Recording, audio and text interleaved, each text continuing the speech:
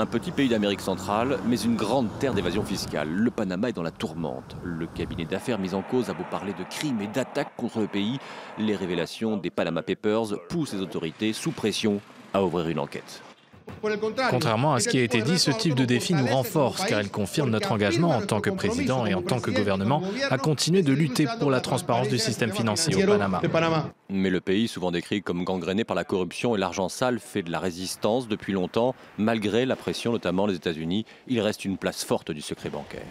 L'onde de choc est en tout cas planétaire. De nombreux chefs d'État et de gouvernement sont mis en cause directement ou indirectement. Et plusieurs pays, dont les ressortissants sont cités dans les Panama Papers, réclament des poursuites judiciaires, comme la France qui a ouvert une enquête préliminaire pour blanchiment de fraudes fiscales aggravées. La lutte contre la corruption, la lutte contre la finance illégale, la lutte contre des phénomènes de blanchiment d'argent, c'est ce que fait la France depuis 4 ans.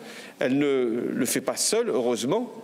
Les pays nous accompagnent, mais ça donne des résultats. Des pays comme l'Australie, l'Espagne et les Pays-Bas ont à leur tour annoncé l'ouverture d'enquêtes. Encore faut-il avoir les moyens de récupérer les preuves de l'évasion fiscale.